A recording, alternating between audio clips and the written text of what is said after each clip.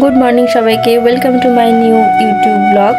तो चलो आजकेर ब्लगटा शुरू करा जाक। तो सकाल सकाल देखो छेलेके बिस्कुट और दूध निये चले एसेछिलाम। आजके माने सुजी जेटाओ खाय सेटा शेष हये गेछिलो, ओर बाबाके बलाओ हयनि, आनार कथा भुले गेछिलाम। तो भाबलाम ओई जोन्नो आजके दूध बिस्कुटই खाइये दिই। दूध बिस्कुट माने सेरकमও खेते चाय ना दूधटा। तो যাই হোক আজকে জোরজার করে খাইয়ে দিচ্ছিলাম। তো খেয়েও নিচ্ছিল, অত মানে জোরজার করতেও হয়নি, নিজে থেকে দেখলাম খেয়ে নিল।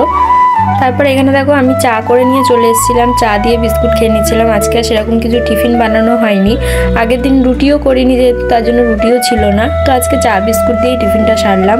তারপর দেখো কাপড় ফাপড় কেচে আমি ছাদে চলে এসেছিলাম। আজকে বেড কভার আগের দিন রাতে চেঞ্জ করেছিলাম, তো সেগুলো কেচে টেচে ছাদে নিয়ে চলে এসেছিলাম মেলতে। এই বাড়িতে আসার পর অনেকবার ভাবি যে ভোরবেলা একবার উঠে দেখবো ছাদের ভিউটা কীরকম লাগে ঠান্ডা ঠান্ডা ওয়েদারে। ওই সেই একবার ছট পুজোতেই উঠেছিলাম, কিন্তু তাও ছাদে উঠিনি, ওটা তো ঘাটে যাওয়ার জন্য মানে সকালবেলা উঠতে হয়েছিল ভোর রাতে। তো যাই হোক তারপর দেখো ছাদে কাপড় জামা মেলে দিয়ে আমি ডাল বসিয়ে গেছিলাম। আগে ডালটা সিদ্ধ হয়ে গেছিলো, তো এখানে লাউ দিয়ে ডাল করেছিলাম, ডালটা ছকে নিয়েছিলাম, সিম্পলভাবে মুসুর ডালই করেছিলাম। তারপর দেখো উচ্ছে আলু কেটে নিয়েছিলাম, উচ্ছে আলু ভাজা করব বলে। তো এখানে ভাজা বসিয়ে দিয়েছিলাম, শুধু উচ্ছে আর আলু নুন হলুদ দিয়ে বসিয়ে দিয়েছিলাম ভাজা হতে। অনেকে উচ্ছে আলু ভাজাতে পেঁয়াজ খায়, লঙ্কাও দেয়, কিন্তু আমাদের সেরকম ভালো লাগে না খেতে। তো আমরা সিম্পলটাই খাই, নর্মাল যেটা উচ্ছে আলু ভাজা মানে নুন হলুদ দিয়ে ভাজা হয় সেটাই খাই, তো ওইটাই বেশি ভালো লাগে। তো এখানে দেখো আলু কাটতে বসে গেছিলাম, কিছু সবজি আলু আর বেগুন, আজকে পালং শাকের চচ্চড়ি বানাবো বলে সিম্পলভাবে। আগের দিন বাজার থেকে আসার সময় মানে পালং শাক এনেছিল, তাজা একদম পালং শাক।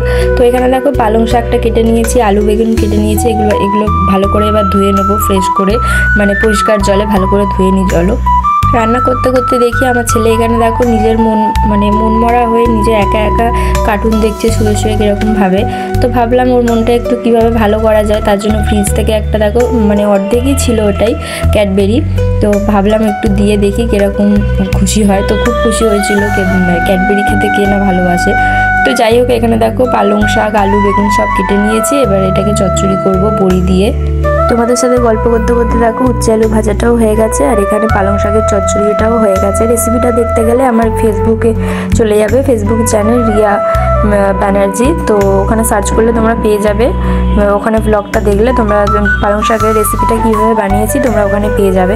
পালং শাকটা কিন্তু খেতে অসাম হয়েছিল, মানে কি বলবো একদম নিরামিষভাবে বানিয়েছিলাম, শুধু পাঁচফোড়ন আর পেঁয়াজ ফোড়ন দিয়ে একদম নর্মালভাবে, কোনো চিংড়ি কোনো আঁশ জিনিস কিছু দিইনি।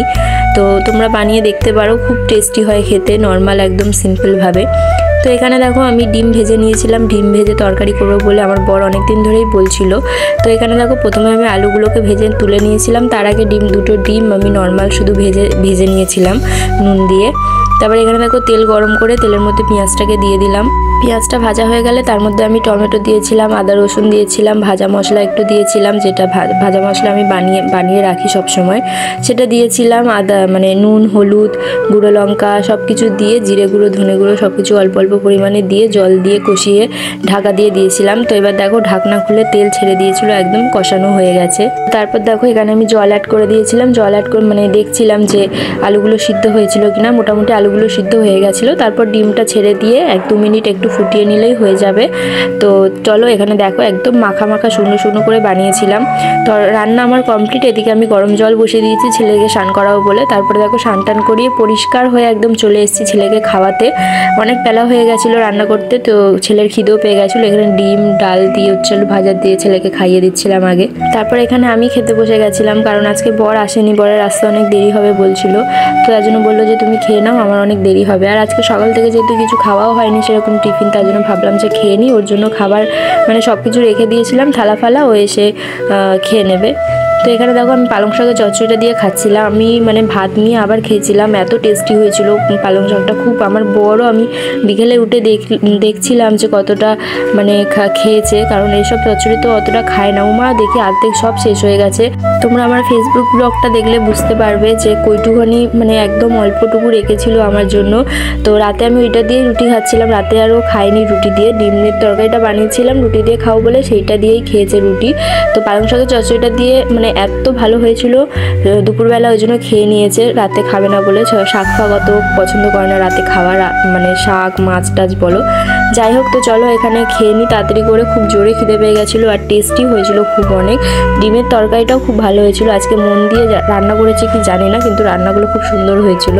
তারপর বিকেলে দেখো এখানে ছেলেকে পড়তে বসিয়ে দিয়েছিলাম, মানে ঘুম থেকে উঠে কিছু টিফিন করে আমার কিছু কাজ ছিল সেগুলো সেরে ছেলেকে নিয়ে পড়তে বসে গেছিলাম। তো চলো আজকের ব্লগটা এতটাই, ভালো লাগলে লাইক করে সাবস্ক্রাইব করে দেবে চ্যানেলটাকে, শেয়ার করবে, কমেন্ট করবে। তো টাটা, দেখা হচ্ছে নেক্সট ব্লগে।